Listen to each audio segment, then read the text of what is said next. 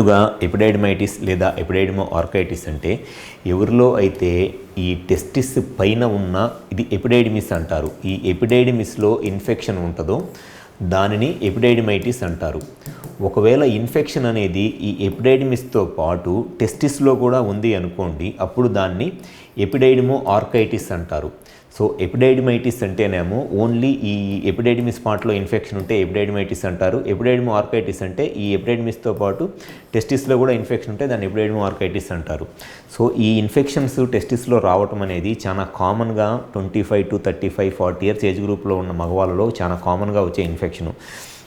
అయితే ఈ epididymis infections రావడానికి ఒక ముఖ్యమైన రీజన్ను సెక్షువల్ కాంటాక్ట్స్. ఎవరైతే మల్టిపుల్ సెక్షువల్ పార్ట్నర్స్తో ఎక్కువ మందితో ప్రొటెక్షన్ లేకుండా సెక్షువల్గా కలుస్తారో అట్లాంటి మగవాళ్ళలో చాలామందిలో ఈ టెస్టిస్లో ఇన్ఫెక్షన్ రావటం అనేది చాలా కామన్గా ఉండే ఒక ఇన్ఫెక్షను. అండ్ దాంతోపాటు కొంతమందిలో పెన్నిస్ టిప్పు దగ్గర ఇన్ఫెక్షన్, అంటే పెన్నిస్ టిప్పు దగ్గర ఈ బెలనైటిస్ ఇన్ఫెక్షన్ ఉండి ఆ టిప్పు దగ్గర ఉన్న ఇన్ఫెక్షన్ను ఈ వ్యాస్ ద్వారా వాళ్ళకి ఈ టెస్టిస్కి స్ప్రెడ్ అయ్యిద్ది అనమాట. పెన్నిస్ టిప్పు దగ్గర ఉన్న ఇన్ఫెక్షను, దానివల్ల కూడా ఈ ఎపిడైడిమైటిస్ లేదా ఎపిడైడిమో ఆర్కైటిస్ అనే ఇన్ఫెక్షన్ రావడం అనేది జరిగిద్ది.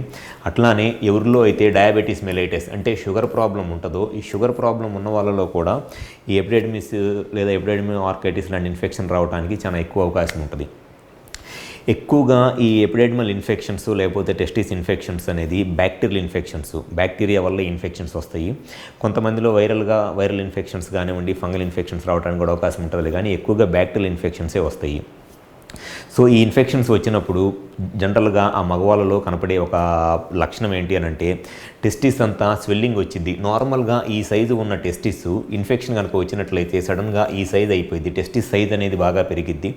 దాంతోపాటు పెయిన్, ఫీవర్ వచ్చిద్ది అనమాట. టెస్టిస్ అంతా లావుగా అయిపోయి పెయిన్, ఫీవర్ వచ్చిద్ది. అండ్ కొన్నిసార్లు వాళ్ళకి ఈ సెమెన్ అవుట్ అయినప్పుడు లేకపోతే యూరిన్ పోసుకుంటున్నప్పుడు కూడా యూరిన్లో కూడా ఇన్ఫెక్షన్ ఉండి యూరిన్ కూడా మంటలాగా రావడానికి అవకాశం ఉంటుంది.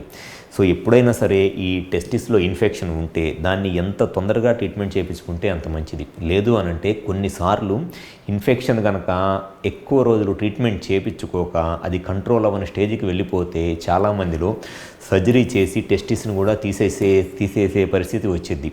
చాలామందిలో జనరల్గా జరిగిద్ది ఆ పరిస్థితి కూడా. ఎందుకంటే టెస్టిస్ ఇన్ఫెక్షన్ ఎంత ఎర్లీగా పెయిన్ స్టార్ట్ అయినప్పుడు చెక్ చేయించుకొని ఎంత ఎర్లీగా ట్రీట్మెంట్ చేయించుకుంటే అంత ఈజీగా కంట్రోల్ అయిపోయింది. ఒకవేళ ఆ ఎర్లీ స్టేజెస్లో ఇన్ఫెక్షన్ ఉన్నప్పుడు దాన్ని కరెక్ట్గా ట్రీట్మెంట్ చేయించుకోకుండా నెగ్లెక్ట్ చేస్తే తర్వాత అది యాంటీబయాటిక్స్తోనూ మెడిసిన్స్తో కూడా కంట్రోల్ అయ్యే స్టేజ్ లేక చాలామందిలో టెస్టిస్ తీసేయాల్సిన పరిస్థితి కూడా వచ్చే అవకాశం ఉంటుంది.